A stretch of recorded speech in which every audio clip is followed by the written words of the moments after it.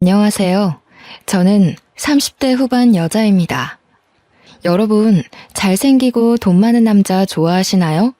제가 바로 그런 대단한 남자와 결혼한 여자입니다.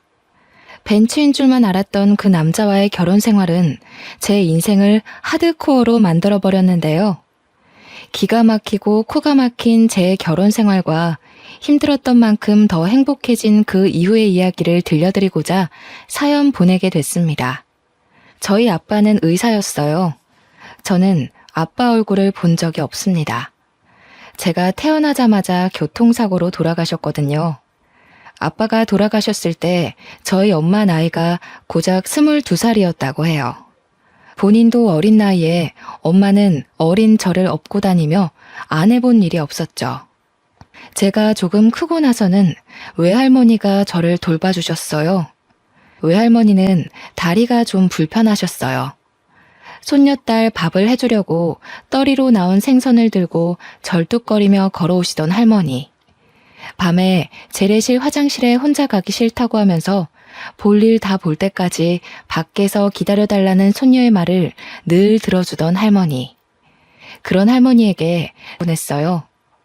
할머니 등에 업히면 그렇게 포근하고 따뜻할 수가 없었거든요. 지금 생각해보면 정말 미안한 일 투성이에요. 초등학교에 들어가고 나서 엄마는 더 바빠졌어요. 식당에서 일하느라 아침부터 밤까지 눈코 뜰 새 없이 바빴어요. 집에는 늘 할머니만 있었고 학부모 참관 수업에도 엄마 대신 할머니가 왔죠. 지영이네 엄마는 왜 저렇게 늙었냐고 친구들이 수군대던 날 저는 할머니에게 다신 학교에 찾아오지 말라고 소리를 질렀습니다. 제가 초등학교 4학년 때였어요. 그날 저녁 저는 화장실에 가다가 밤에 돌아온 엄마와 할머니가 부엌에서 나누는 얘기를 들었습니다. 다리도 안 좋으면서 뭐하러 자꾸 시장에 가세요. 먹을 거는 제가 식당에서 다 가져오잖아요. 이거 보세요. 넘어져가지고 바지 다 찢어졌잖아요. 걷어보세요. 약 바르게. 앞으로 지영이 업어주지도 마세요. 괜히 애까지 다치게 하지 마시고. 혼자 화장실에 앉아있다는 게 무섭다는 것도 있고 오줌을 누면서 훌쩍훌쩍 울었던 기억이 납니다. 그날 저는 몰래 손전등을 켜고 잠든 할머니의 바지를 걷어 할머니의 깨진 무릎을 한참 들여다봤어요. 그러면서도 할머니한테는 학교에 찾아오면 절대 안 된다고 우겼죠. 몇 달 뒤에 할머니는 얼음판에서 미끄러져 골반뼈가 부러졌어요. 뼈가 붙지 않아 몇 달 동안 고생하시더니 결국 다음 해에 돌아가시고 말았습니다. 할머니가 돌아가시기 전 TV 프로그램에 나오는 가족들이 둘러앉아서 배를 맛있게 깎아먹고 있었는데 할머니가 그걸 유심히 쳐다보시더라고요. 할머니, 저거 먹고 싶어? 할머니가 고개를 끄덕였어요. 저는 제 수중에 있던 몇백 원을 들고 시장으로 뛰어갔어요. 그런데 아무리 돌아다녀도 배를 찾을 수가 없었어요. 2월이었으니 배가 있을 리가 없었죠. 결국 저는 빈손을 호호 불며 집으로 돌아갔어요. 할머니는 추워서 제 곱은 손을 가져다 자기가 깔고 있는 요 안에 넣어주셨습니다. 할머니는 결국 배를 못 드시고 돌아가셨어요. 그 뒤로 저는 배를 잘 못 먹게 됐어요. 배만 보면 가슴이 아프더라고요. 나이가 조금씩 들수록 할머니 생각이 조금씩 더 났습니다. 제가 고등학교 1학년 되던 해에 저희가 새들어 살던 옆집에 할머니랑 손자가 들어와 살게 됐습니다. 옆집 할머니는 혼자서 손자를 키우고 계셨어요. 엄마 말로는 그 할머니 아들, 그러니까 그 집 남자애네 아빠도 의사였다고 했어요. 옆집 할머니 손자는 9살이었는데 말수도 적고 낯을 많이 가렸어요. 할머니네랑 저희는 금방 가까워졌어요. 귀가 어두운 할머니 대신 제가 전화를 받아드리곤 했죠. 엄마는 식당에서 음식을 가져올 때 옆집 목까지 가져오시게 됐죠. 할머니가 어린 손자 키우느라 혼자 애쓰는 게 안쓰럽다면서요. 할머니는 폐지를 주어 번 돈으로 손자를 어렵게 키우고 계셨어요. 저도 시간이 날 때마다 할머니 손을 덜어드리려고 그 집 청소나 빨래도 해드렸어요. 제가 학교 다녀오면 저녁 지어서 가져다 주고 옆집 손자랑 저랑 나란히 앉아서 숙제를 할 때가 많았죠. 그 애가 숙제를 잘하고 있나 들여다보면 애가 되게 똑똑하다는 걸 알 수 있었어요. 특히 초등학교 2학년 산수는 걔한테는 너무 쉬워 보였어요. 저는 근처 한 책방에서 윗학년 참고서를 싸게 사다가 걔한테 가르쳐 봤습니다. 뭐든 금방금방 이해하는 아이더군요. 그렇게 그 아이와 자주 지내다 보니 할머니가 돌아가신 이후 처음으로 혼자가 아니라는 느낌을 받았던 것 같아요.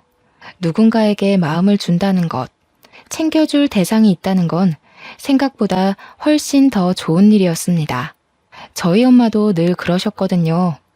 너보다 힘든 사람들에게 친절하게 대하고 따뜻한 마음을 가져야 한다고요.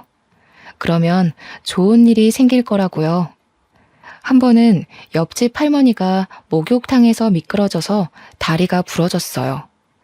할머니가 제대로 움직이질 못하니 집안 살림이며 손자 밥 챙기는 것까지 제가 다 도와드렸습니다.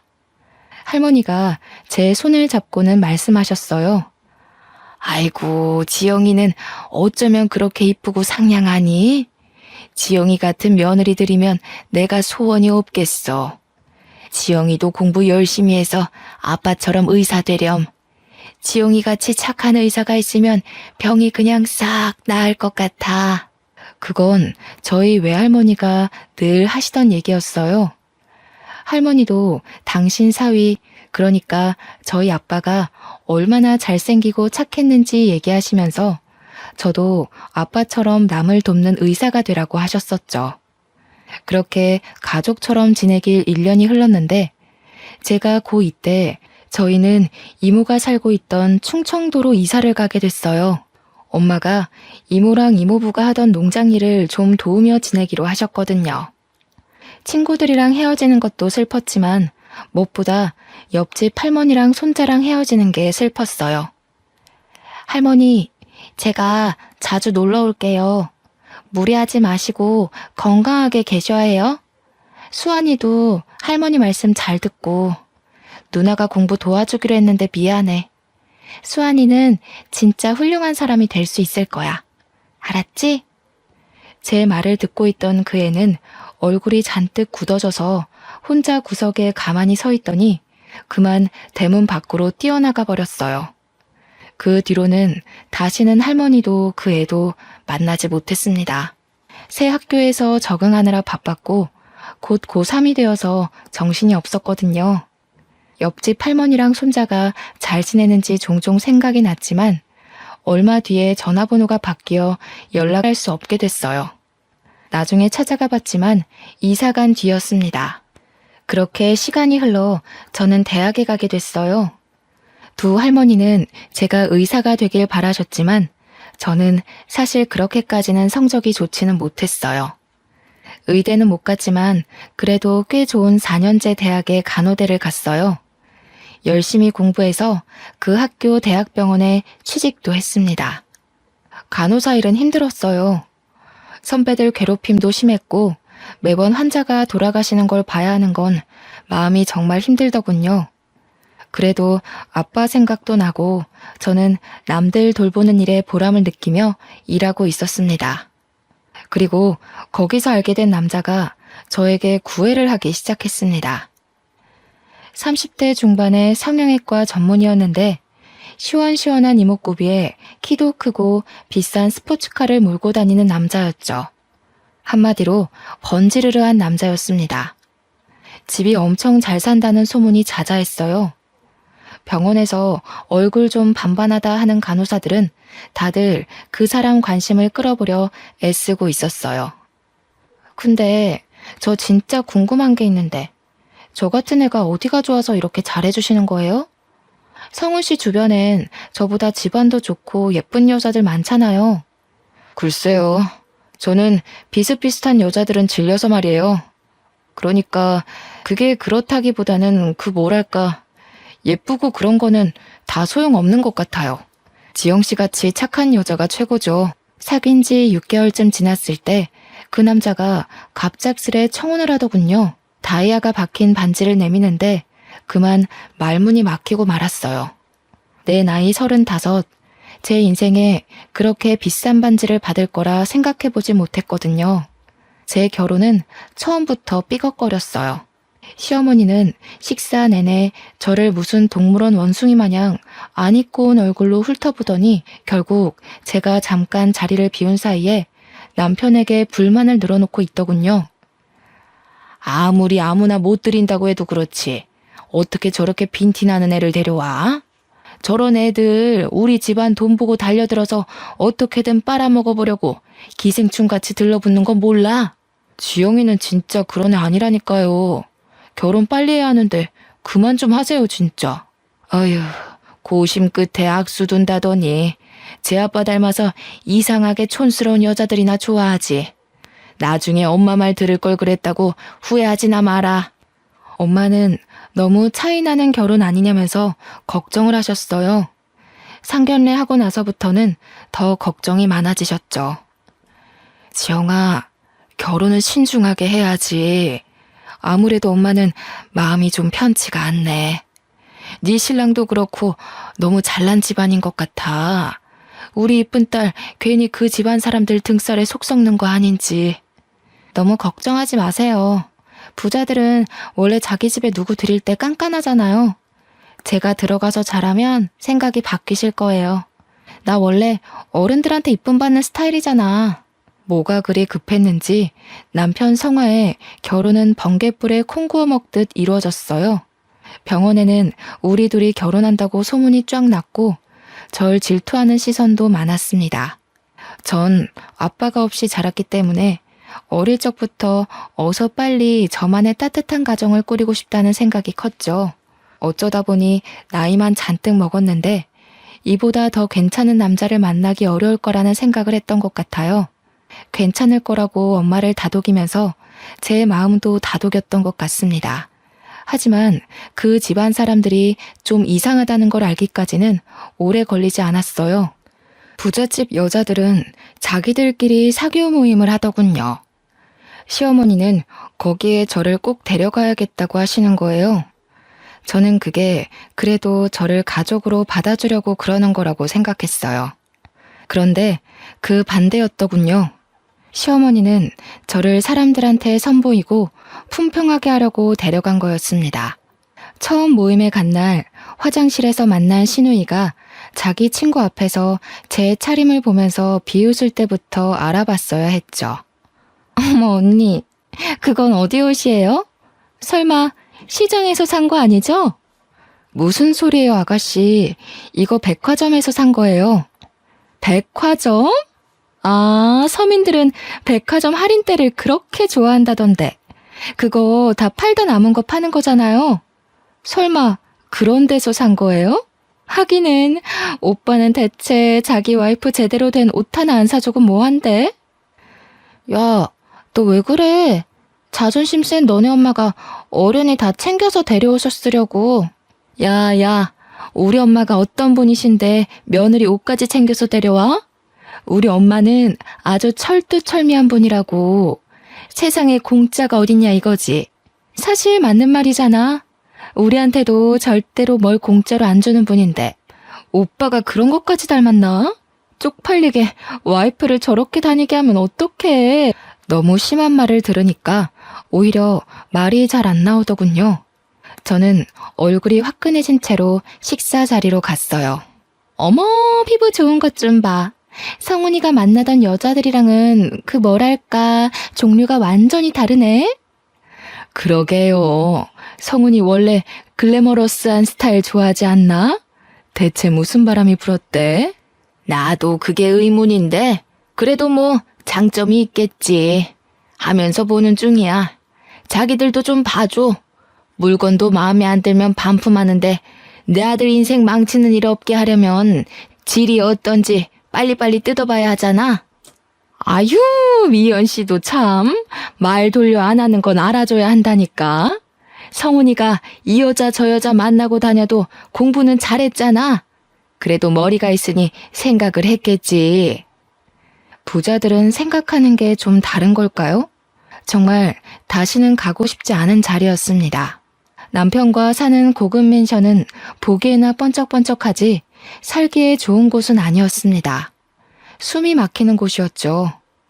소박하지만 마당에 꽃도 키우고 상추도 키우며 마당에 앉아 가족들이랑 이웃이랑 도란도란 이야기를 나눌 수 있던 옛날 집이 그리웠어요.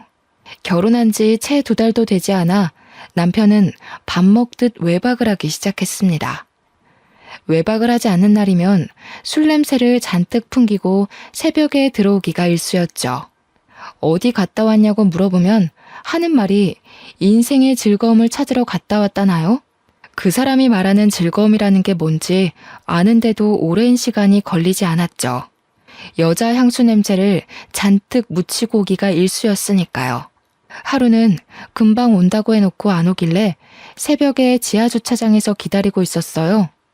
남편 차가 들어오길래 반가운 마음에 가까이 가려는데 웬 여자가 술에 취해 몸도 못 가누는 남편을 부축해서 내리더군요.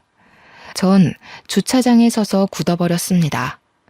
후들후들 떨리는 다리에 겨우 힘을 주고 집에 들어갔더니 남편은 소파에 널브러져 있더군요. 남편 주머니에서 핸드폰을 꺼내 열어봤어요. 미진이, 희영이니 하는 수많은 여자들과 전화와 문자를 주고받은 걸 보고 할 말을 잃었어요. 그날 뜬 눈으로 밤을 지새웠습니다. 저번에 그 여자는 누구야? 당신 새벽에 온 날 옆에 웬 여자가 같이 왔던데? 언제? 새벽에 들어온 날이 하도 많아서 모르겠는데. 안 들어온 날이 더 많던가? 집이 너무 지루해서 말이야. 오고 싶어야 말이지.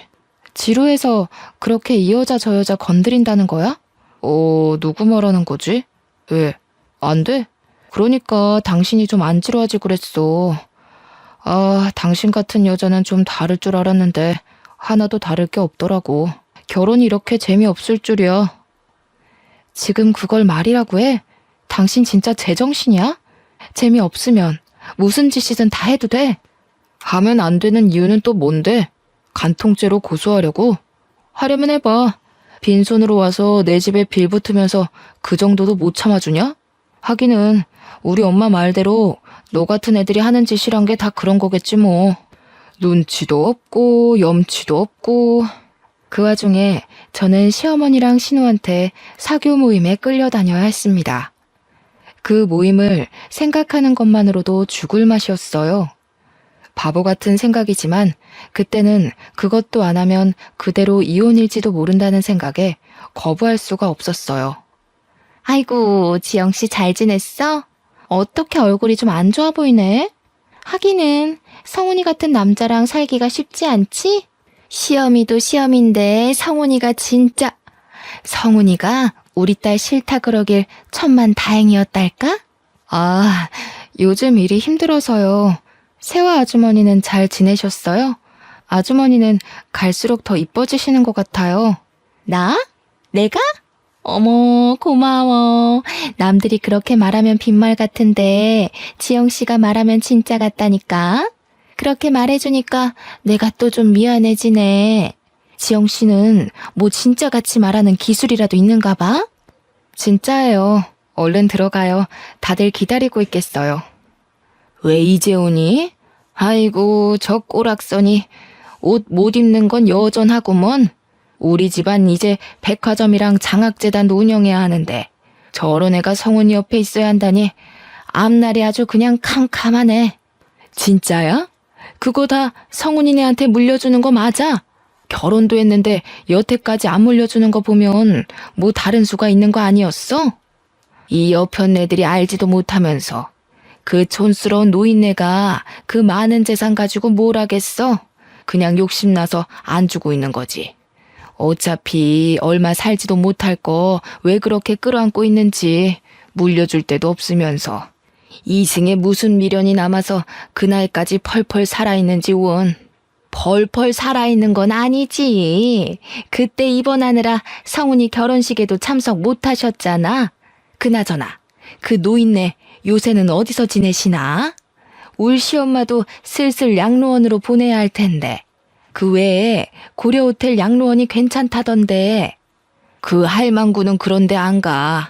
그런데라도 좀 박혀 있었으면 좋겠는데. 어찌나 촌스러운지. 그런 데는 답답해서 못 있는다나? 맨날 집에 돌아갔다가 탈나서 병원에 입원하잖아. 아유, 진짜 누가 성훈이 할머니인 줄 알까봐 겁난다니까. 아, 그 할머니 고집만큼 목숨줄 질긴 거는 우리가 다 알지. 자기가 고생이 많아. 얼른 물려줘야 성훈이가 병원도 차리고 할 텐데. 뭐 90이 다 된 할망구가 버티면 얼마나 버티겠어. 우리는 그냥 조금만 기다리면 좋은 날이 오겠거니 하면서 참고 견디고 있어. 문제는 얘지. 도대체 언제까지 저렇게 촌스러울 건지 원. 에이, 왜 그래. 지영이같이 자연스러운 애들이 진짜 이쁜 거지. 솔직히 성훈이가 만나던 여자들 다 성형빨이었잖아. 자연스럽긴 개뿔이 자연스러워. 요즘엔 빈티나고 촌스러운 걸 자연스럽다고 하나 보지? 왜? 네 딸 못생겼다고 성훈이가 퇴짜 놓은 게 아직도 분한가 봐? 솔직히 말이 나왔으니까 말이지. 내 아들처럼 잘난 애가 도대체 왜 저렇게 아무것도 볼 게 없는 여자랑 살아야 해? 그 사람들 틈에 있다가는 저까지 정신이 이상해지는 거 아닌가 싶더군요. 저는 그래도 병원에서는 이성을 잃지 않으려고 노력했어요.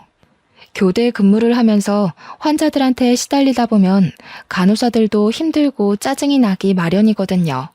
저는 엄마의 가르침대로 절대 환자들에게 짜증내지 않고 친절하게 대했어요. 제가 아무리 힘들어도 아픈 건 환자들이니까요. 어느 날 같은 병원에서 일하는 간호사 친구가 저를 찾아왔어요. 밥을 하나도 안 먹는 환자가 있다면서요. 우리과 간호사들 다 포기했어. 네가 할머니들한테 잘하잖니? 한번 얘기 좀 해봐. 저러다 돌아가시겠어. 가봤더니 비쩍 마른 할머니 한 분이 계시더군요. 다리가 부러지셨는데 입맛이 없다면서 하루에 한 끼도 제대로 안 드신다는 거였어요. 저는 어릴 때 저희 할머니가 다쳐서 누워 계셨던 모습이 생각나서 마음이 찡했어요. 할머니 손을 잡고 왜 밥을 안 드시냐고 물어봐도 할머니는 대답을 안 하셨어요. 걱정이 되어서 저는 하루에 2번씩 할머니를 찾아갔어요. 며칠 동안 할머니는 한마디도 안 하셨어요. 할머니, 안녕하셨어요. 오늘 날씨가 참 좋죠? 오늘 고등어 반찬이 나왔던데 식사는 좀 하셨어요? 저는 고등어를 좋아해요. 저 어릴 때 저희 할머니가 저 주시려고 자반 고등어를 얻어오시곤 했거든요. 저는 지금도 그때 먹었던 고등어 반찬이 세상에서 제일 맛있는 음식이었던 것 같아요. 그때까지 꿈쩍도 안 하시던 할머니가 갑자기 치마 속을 뒤지시더라고요. 할머니는 치마 속에 숨겨놨던 박하사탕 하나를 꺼내더니 제게 주셨어요. 이거 저 주시는 거냐고 했더니 말없이 고개만 끄덕이셨어요. 저는 그 사탕을 소중히 품고 집에 돌아갔습니다. 다음 날 할머니에게 또 찾아갔어요. 사탕 맛있게 잘 먹었어요, 할머니. 어쩐지 답답한 이 좀 시원해지는 것 같지 뭐예요? 할머니가 주신 사탕에 무슨 마법이라도 들어있었나? 저한테 맛있는 거 주셨는데 할머니한테도 맛있는 거 드리고 싶어요.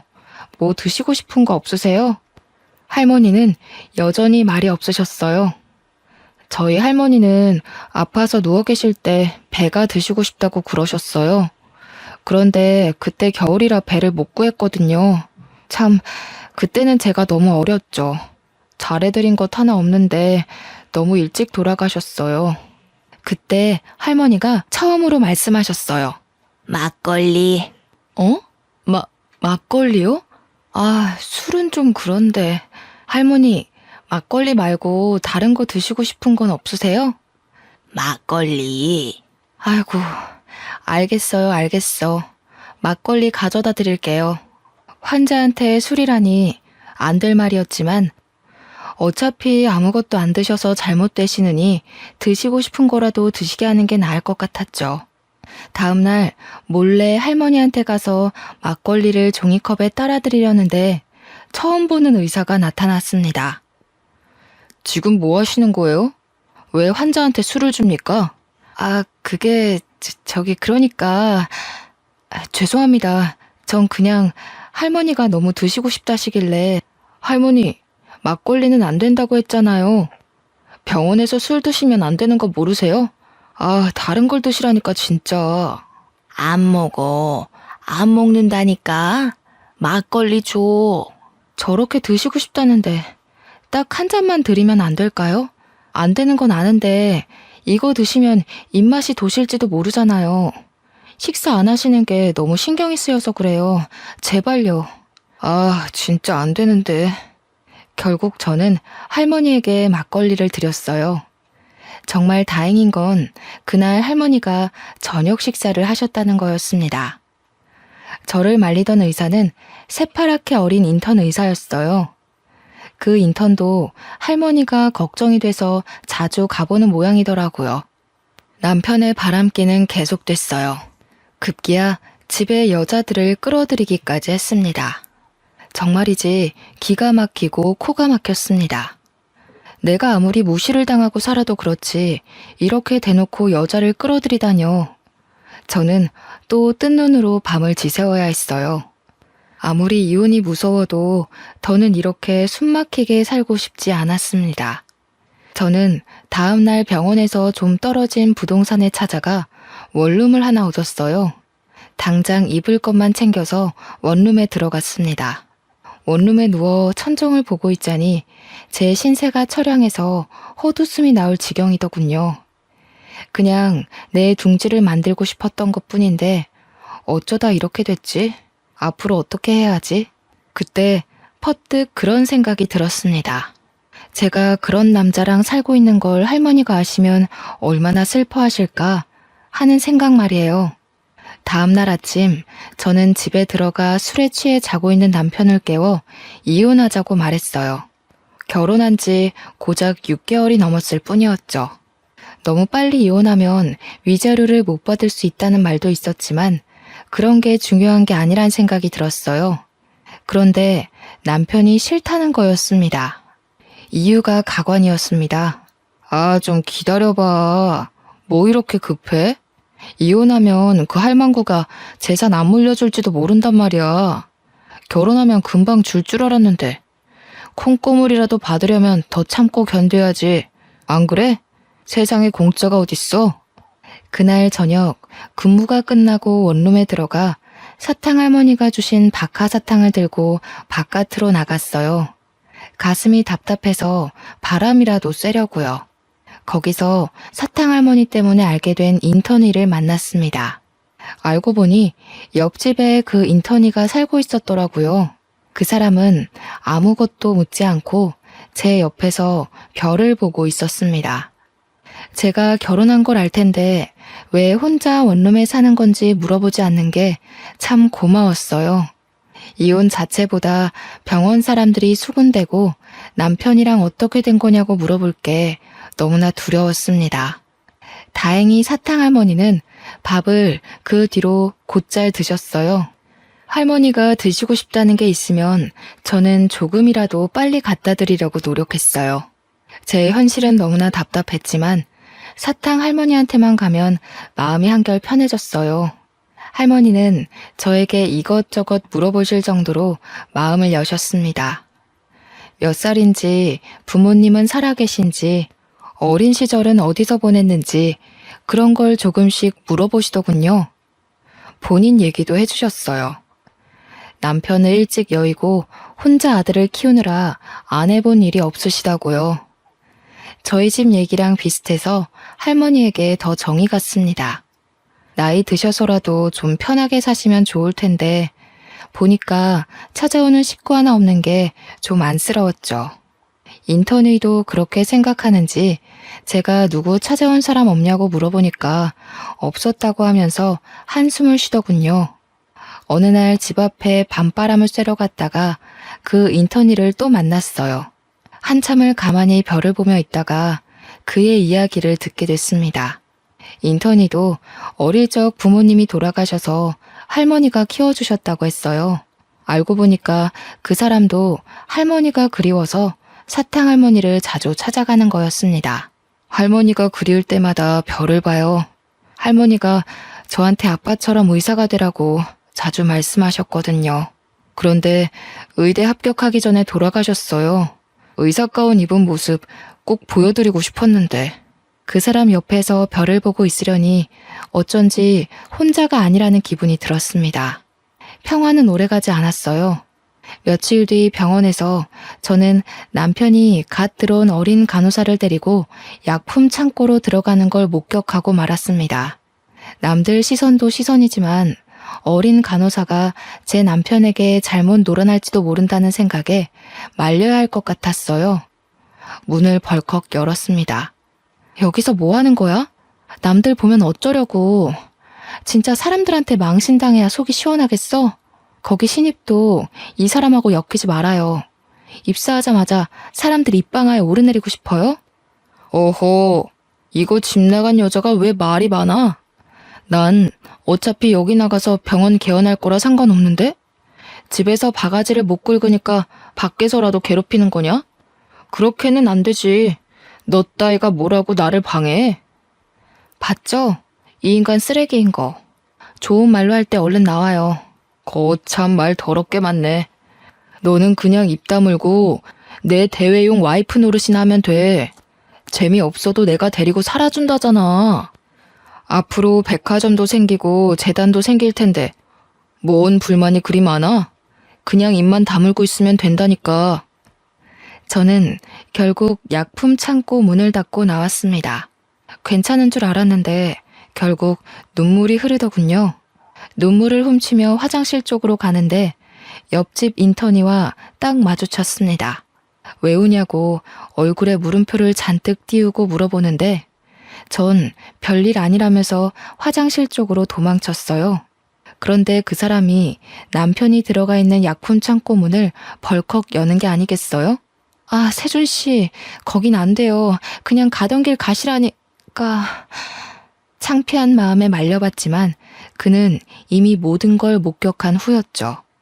그날 시어머니로부터 다음 모임에 참여하라는 호출이 왔습니다. 저는 시어머니를 만나 단판을 지으려고 일단 찾아갔어요.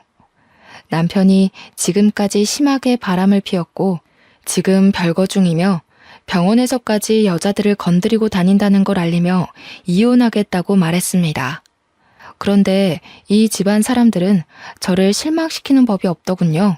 시어머니는 뭐 그런 걸 가지고 소란을 피우냐는 얼굴이었습니다. 그게 다야?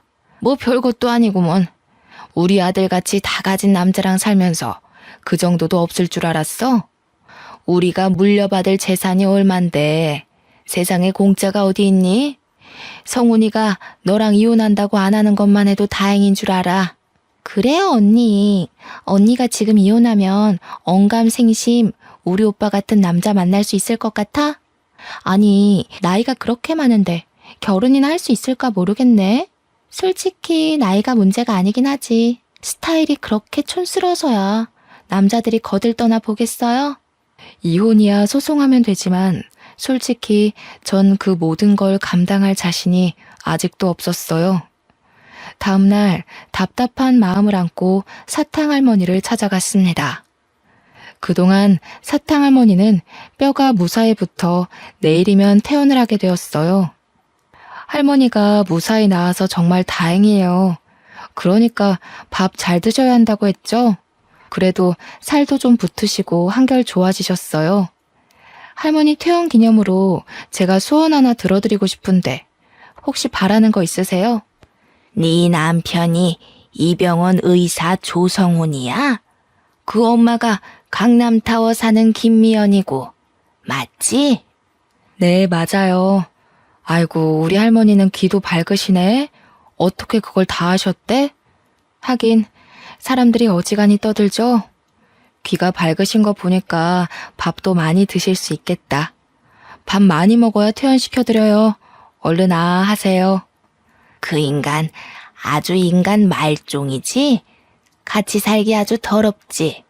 말종도 그런 말종이 없지? 시엠이랑 해가지고 시동생도 아주 싹퉁머리를 밥 말아 먹었지?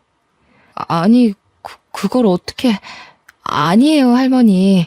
저희 남편이 얼마나 저를 아껴주는데요. 그날 사탕 할머니는 목욕탕에 가고 싶다고 하셨어요. 동네 목욕탕에 가고 싶으시다고 그게 소원이라고 하셨습니다. 인턴의 세준 씨의 도움을 받아서 할머니를 모시고 가까운 목욕탕으로 갔어요. 저희 할머니를 씻어드리는 심정으로 구석구석 씻어드렸습니다. 오히려 제가 한을 푸는 느낌이었어요. 목욕을 하고 나와서 우유를 하나 사드렸더니 할머니는 저한테 너는 소원이 없냐고 물으셔요. 저는 돌아가신 할머니가 보고 싶다고 했습니다.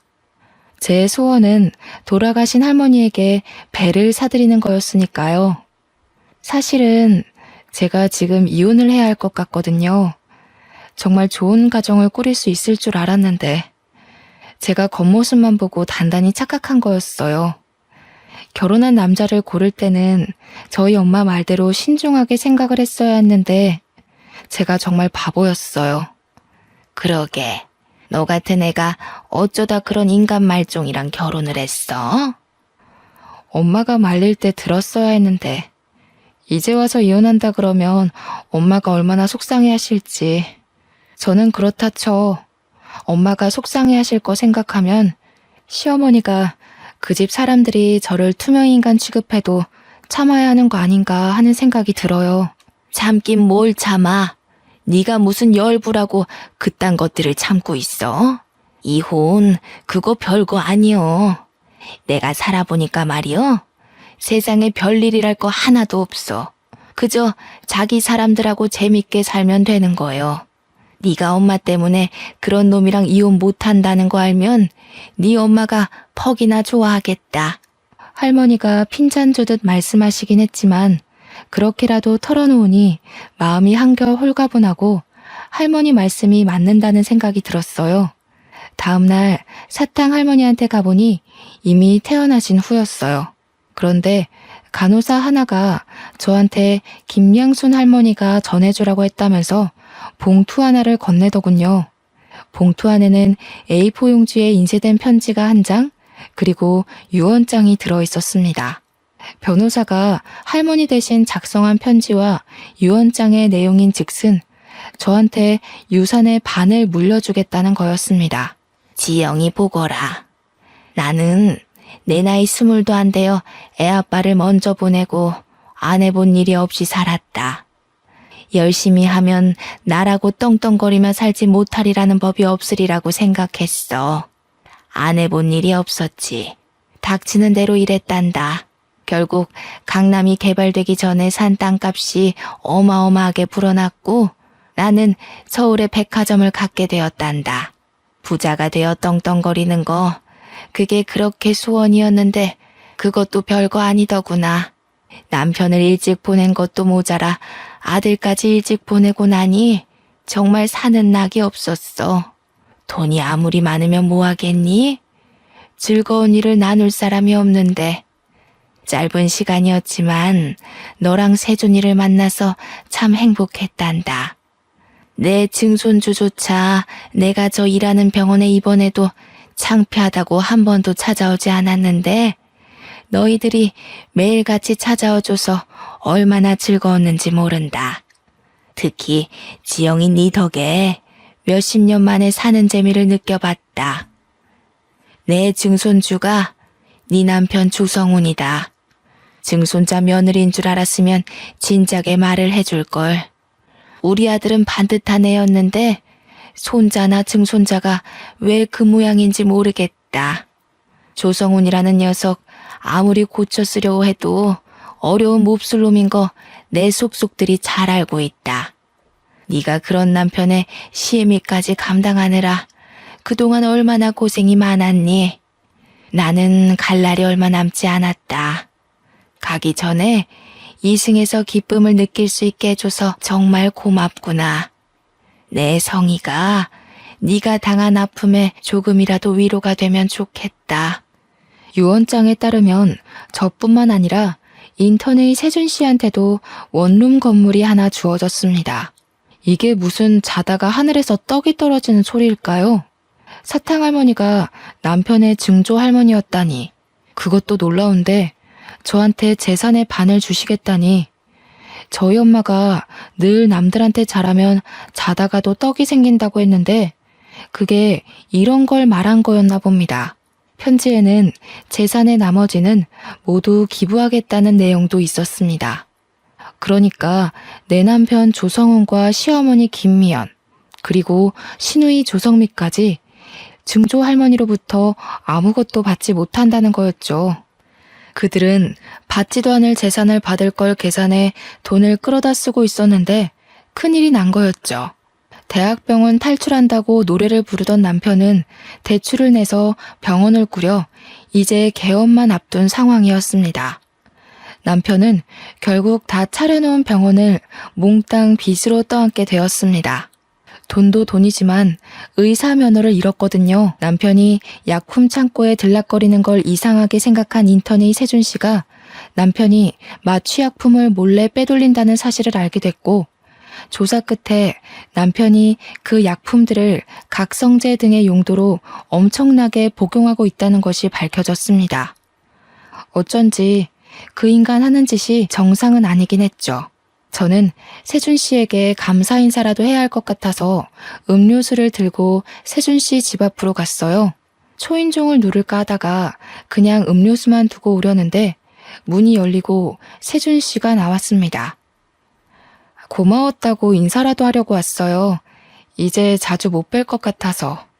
절 위해서 하신 일은 아니겠지만 덕분에 남편한테서 벗어날 수 있게 된 것 같아요.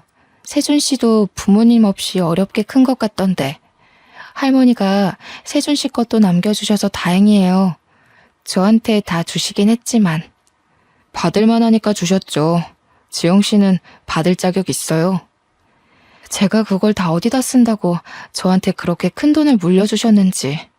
아무튼 다음 주에 할머니 뵈러 갈 건데 괜찮으시면 저랑 같이 가요. 돈이야 좋은 데 쓰면 되죠.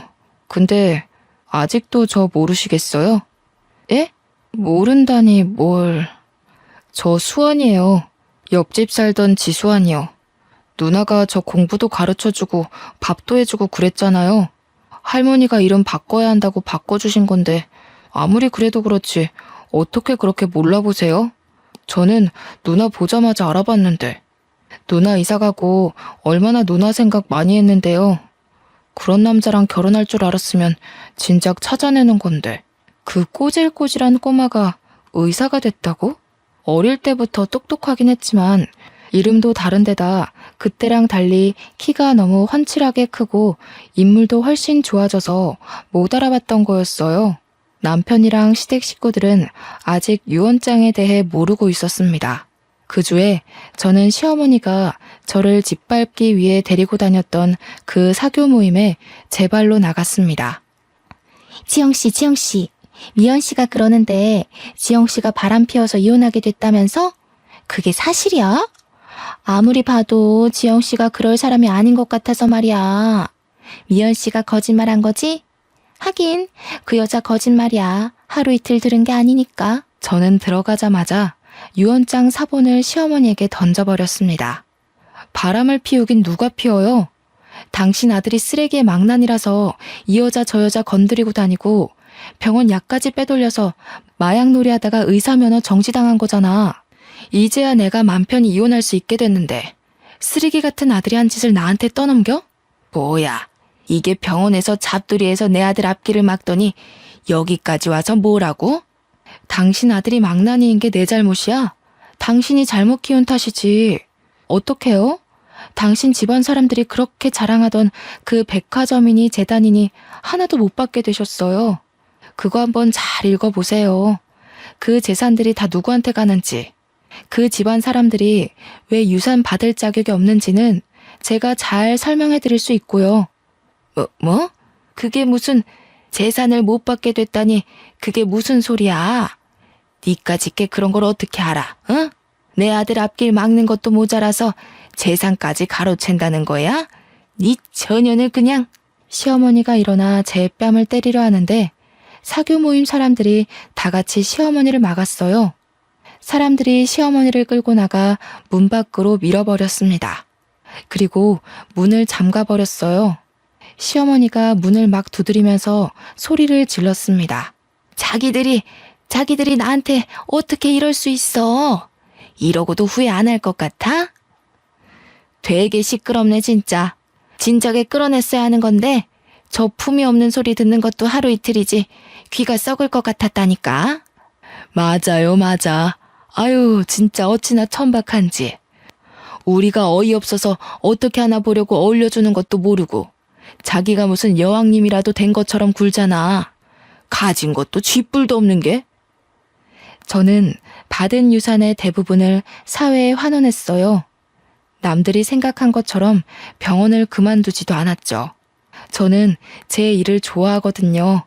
사탕할머니한테 재산보다 훨씬 더 좋은 선물을 받았거든요. 바로 지금의 남편 세준 씨입니다. 어릴 적 제가 이사 간다고 잔뜩 골이 나서 집 밖으로 뛰쳐나가던 소년 수환이는 18년이 지나 신경외과 의사가 되어 제 앞에 나타났고 제 남편이 되었습니다. 제가 어린 남자랑 결혼한다는 소문이 돌자 남편은 집 앞에 와서 문을 두드리며 자기가 잘못했다고 한 번만 봐달라고 빌다가 경찰에게 잡혀갔어요.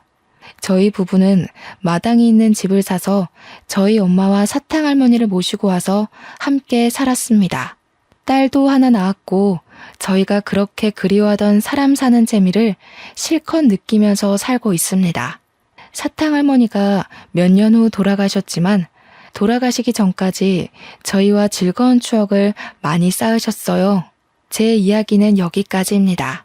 정말 힘든 일도 많았지만 저희 엄마 가르침대로 늘 좋은 마음을 잃지 않으려 노력했더니 인생이 180도 바뀌었습니다. 제 이야기를 들어주신 여러분들께도 쨍하고 볕들듯이 좋은 일들이 생기길 바랄게요. 감사합니다.